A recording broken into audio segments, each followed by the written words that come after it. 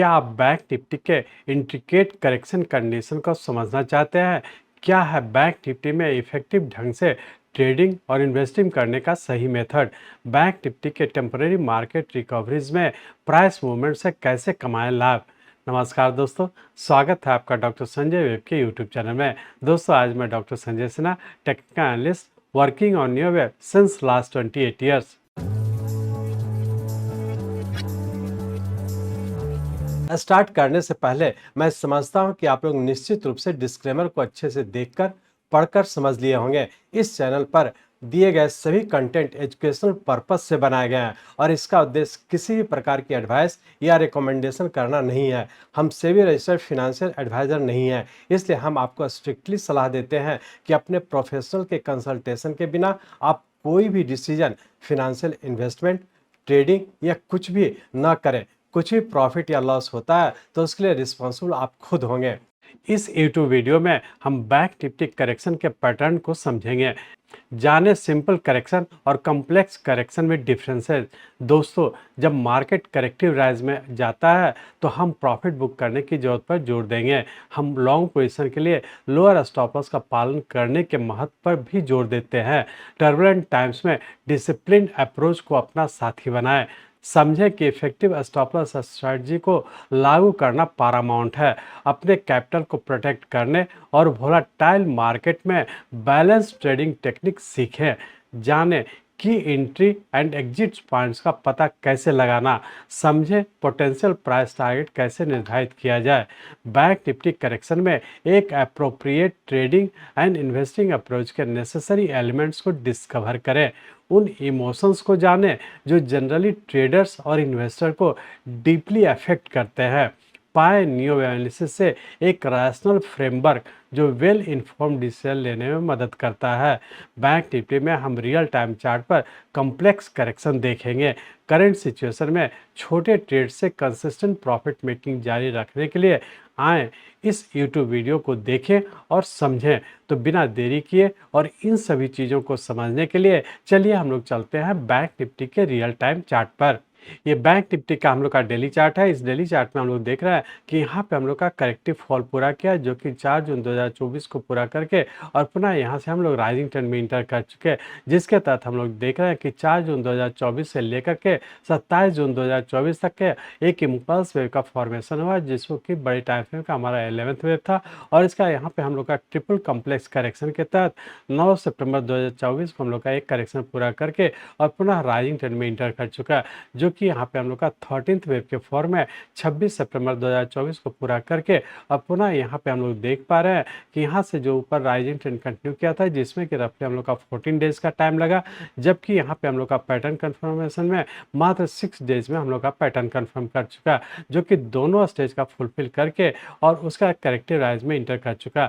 अब हम लोग ये देखें कि 13th वेव के बाद यहाँ से जो नीचे का पैटर्न कन्फर्म किया, इसका सबऑर्डिनेट वेव किस पैटर्न में है और इसका यहाँ से जो करेक्टिव राइज हो रहा है, इसका सबऑर्डिनेट वेव किस पैटर्न में है और आने वाले समय में क्या होने की संभावना है। तो इसके लिए हम लोग इस डेली चार्ट को कन्वर्ट करते हैं आवरली चार्ट में। यहाँ पे हम लोग आवरली चार्ट में आ चुके हैं। इस आवरली चार्ट में हम लोग देख रहे हैं कि यहाँ पे हम लोग का 12th वेव बनने का ऊपर का 13th वेव इस पॉइंट पे कंप्लीट किया, जो कि 5 + 4 = 9th वेव के फॉर्म में एक इम्पल्स वेव कंप्लीट करके और पुनः यहाँ पे हम लोग का पैटर्न कन्फर्मेशन का दोनों स्टेज फुलफिल करके हम लोग इस पॉइंट पे पूरा किया, जो कि इस 13th वेव के बाद जब नीचे की ओर कंटिन्यू किया तो नीचे का ये और हम लोग करेक्टिव बी के फॉर्म में ऊपर कंटिन्यू है। इस करेक्टिव बी के तहत भी हम लोग देख रहे हैं कि यहाँ से जब ऊपर की ओर कंटिन्यू किया था, जिसके तहत ऊपर का ए, बी और सी वेव, यहाँ पे हम लोग का उससे बड़ा टाइम फ्रेम का हमारा ये वेव हो गया और इसके यहाँ पे हम लोग करेक्टिव वेव बी के फॉर्म में इस पॉइंट पे पूरा करके और सी वेव के फॉर्म में ऊपर कंटिन्यू किए। इस तरह से हम लोग यहाँ पे कर सकते हैं कि 13th वेव के बाद नीचे का ये और हम लोग करेक्टिव बी वेव के फॉर्म में ऊपर है और इस बी वेव का भी सबऑर्डिनेट वेव के तहत हम लोग देख पा रहे हैं। यहाँ पे हम लोग का एक करेक्टिव राइज ऊपर इस पॉइंट पे ए वेव पूरा किया और इसका यहाँ से हम लोग का पूरे का करेक्ट करके जो बी वेव के फॉर्म में इस पॉइंट पे पूरा करके और पुनः सी वेव के फॉर्म में ऊपर कंटिन्यू कर चुका है। चूंकि यहाँ से जब हम लोग 0 बी ट्रेंड लाइन ड्रॉ करें तो इसी पॉइंट को टच कर रहा है, तो हमारा ये बी वेव हो गया और सी वेव के फॉर्म में ऊपर कंटिन्यू है। अब यदि हम लोग टाइम की बात करें, यहाँ से जब नीचे की ओर कंटिन्यू किया था, जिसमें कि रफली हम लोग का 6 डेज का टाइम लगा, जबकि यहाँ से जो करेक्टिव राइज हो रहा है तो हम लोग का 9 डेज बीत चुका और रफली हम लोग का 38.2% ऑफ वेव ए का ही पूरा पूरा किया है। तो ये बहुत ज़्यादा संभावना है कि हम लोग का जो भी राइज़ हो रहा है वो करेक्टिव राइज़ हो रहा है और करेक्टिव राइज़ कहीं न कहीं इस पॉइंट पे पूरा होने की संभावना है। तो हम लोग इस चीज़ को ध्यान में रख कर के आगे की ओर कंटिन्यू रखेंगे। अब हम लोग देखें कि हम लोग का ट्रेलिंग स्टॉप लॉस क्या है। जैसा कि आप लोग देखे थे कि 2-3 सप्ताह पहले जब हम लोग का यहाँ पे छोटे टाइम फ्रेम का पैटर्न कंफर्म किया था, जिसमें कि आप लोग का डिस्कस किए थे कि हम लोग का फिर से नीचे कंटिन्यू हो चुका था। जब हम लोग का यहाँ पे पैटर्न कंफर्म किया था तो हम लोग का फर्स्ट जो ऊपर का स्टॉप लॉस था 54,468 का था। पिछले वीक हम लोग का फर्स्ट ट्रेलिंग अपर स्टॉप लॉस था 53,250 का। लेकिन इस वीक के लिए हमारा फर्स्ट ट्रेलिंग जो स्टॉप लॉस है 53,250 का, इसी स्टॉप लॉस को फॉलो करते हुए हम लोग रेंज बाउंड में ट्रेड करने का कोशिश करेंगे। चूँकि यहाँ पे हम लोग का एक करेक्टिव राइज के तहत है और करेक्टिव राइज के तहत देखा है कि हम लोग का ए वेव में सबसे ज़्यादा टाइम लगा, जबकि बी वेव में हम लोग का मात्र 2 दिन का टाइम लगा। तो बहुत ज़्यादा संभावना है कि सी वेव हो सकता है कि आने वाले 2-3 दिन में ऊपर कहीं न कहीं पूरा होने की संभावना है और जब भी सी वेव पूरा करके नीचे का पैटर्न कंफर्म कराया तो फिर से नया लो बनने की संभावना है। तो इस चीज़ को ध्यान में रखेंगे तो हम लोग ये कह सकते हैं कि यहाँ से जो राइज हो रहा है वो करेक्टिव राइज हो रहा है और करेक्टिव राइज कहीं न कहीं इस पॉइंट पे पूरा होने की संभावना है। तो वीकली पॉइंट ऑफ से यदि बात करें तो वीकली पॉइंट ऑफ से आने वाले इस वीक के लिए रेंज बाउंड के तहत नीचे 51,400 और ऊपर का 52,900 इसी रेंज बाउंड में रहने की संभावना। इस पूरे वीक के लिए हम लोग का फर्स्ट ट्रेलिंग अपर स्टॉप लॉस 53,250 का है। इसी अपर स्टॉप लॉस को ध्यान में रख करके छोटे से रेंज बाउंड में ट्रेड करने का कोशिश करेंगे। ध्यान रखेंगे कि चूंकि करेक्टिव राइज है तो इस वीक के लिए हम लोग का लोअर स्टॉप लॉस को फॉलो करते हुए आगे की ओर कंटिन्यू रखेंगे और जब भी हम लोग का ऊपर पूरा करके नीचे का पैटर्न कंफर्म करता है तो हम लोग फिर से नीचे की ओर कंटिन्यू हो जाएंगे। अब हम लोग ये देखें कि मंडे ट्यूसडे को क्या होने की संभावना है। तो उसके लिए हम लोग इस आवरली चार्ट को कन्वर्ट करते हैं 15 मिनट के चार्ट पे। यहाँ पे हम लोग 15 मिनट के चार्ट में आ चुके हैं। इस 15 मिनट के चार्ट में हम लोग देख रहे हैं कि यहाँ पे हम लोग का करेक्टिव राइज का ए वेव पूरा करके हम लोग का बी वेव करेक्टिव फेव में इस पॉइंट पे पूरा किया और यहाँ पे बी वेव पूरा करके ऊपर का पैटर्न इस पॉइंट पे सबसे छोटे टाइम फ्रेम में पूरा किया था, जो इंडिकेट करता था कि करेक्टिव राइज सी वेव के फॉर्म में हम लोग ऊपर इंटर कर चुके हैं। तो हम लोग मंडे ट्यूसडे की यदि बात करें तो मंडे ट्यूसडे के लिए रेंज बाउंड के तहत नीचे का 51,700 और ऊपर का 52,400 इसी रेंज बाउंड में रहने की संभावना। इंट्राडे के पॉइंट से यदि बात करें तो मंडे ट्यूसडे के लिए हम लोग का नीचे का स्टॉप लॉस रहेगा 51,000 का। तो इंट्राडे के पॉइंट से लोअर स्टॉप लॉस को फॉलो करते हुए डिक्लाइन पे बाय करके ऊपर के लेवल पर प्रॉफिट बुक करें। लेकिन ध्यान रखें कि जो राइज हो रहा है करेक्टिव राइज हो रहा है, बहुत एग्रेसिव होकर के लॉन्ग पोजीशन बनाने का कोशिश नहीं करेंगे। यदि बनाते हैं तो ऊपर के लेवल पर जो प्रॉफिट बुक करने का कोशिश करेंगे और लोअर स्टॉप लॉस को स्ट्रिक्टली फॉलो करते हुए आगे की ओर कंटिन्यू रखेंगे। इस तरह से हम लोग कह सकते हैं कि यदि इंट्राडे के पॉइंट ऑफ व्यू से कहें तो डिक्लाइन पे बाय करके ऊपर के लेवल पर प्रॉफिट बुक करें, लोअर स्टॉप लॉस को फॉलो करें। वीकली पॉइंट ऑफ से यदि बात करें तो वीकली पॉइंट ऑफ से हम लोग का हो सकता है कि आने वाले 2-3 दिन में करेक्टिव राइज के तहत ऊपर 52,600 या 800 तक भी जाने की संभावना। तो जब भी ऊपर जाता है, ऊपर जाने का जब नीचे का पैटर्न कंफर्म करता है तो हम लोग अपर स्टॉप लॉस 53,250 को फॉलो करते हैं हम लोग शॉर्ट पोजीशन बनाए या फिर बाई किया तो ऊपर प्रॉफिट बुक करके एग्जिट हो जाने का कोशिश करेंगे। क्योंकि यहाँ पे करेक्टिव राइज पूरा करके पुनः फिर से नया लो बनने की संभावना है। इस चीज़ को ध्यान में रख करके आगे की ओर कंटिन्यू रखेंगे।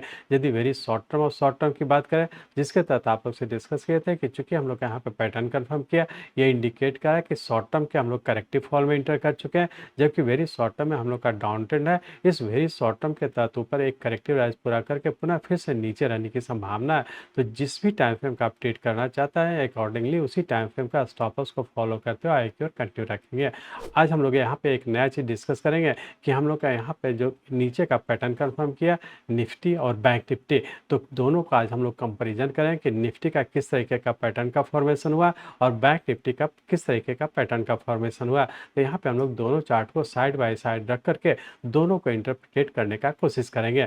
लेफ्ट साइड में हम लोग का निफ्टी का चार्ट है, जबकि राइट साइड में हम लोग का बैंक निफ्टी का चार्ट है। तो यहाँ पे हम लोग देख रहे हैं कि निफ्टी में हम लोग का यहाँ से जो करेक्टिव राइज में इंटर किए थे, जिसके तहत यहाँ पे हम लोग का ए और करेक्टिव बी, यहाँ पे बी वेव है जो कि हम लोग का नया लो बनाया था, जो कि ये इंडिकेट कर रहा है कि बी वेव हम लोग का स्ट्रॉन्ग वेव है। जबकि यहाँ पे बैंक निफ्टी में देख रहे हैं तो बैंक निफ्टी के हम लोग का ये वेव इस पॉइंट पे कंप्लीट किया, जो कि एक कम्प्लेक्स वेव के फॉर्म में ऊपर कंटिन्यू किया था और इसका जब बी वेव के फॉर्म में नीचे आया तो हम लोग का लो से बहुत ही ऊपर रह चुका।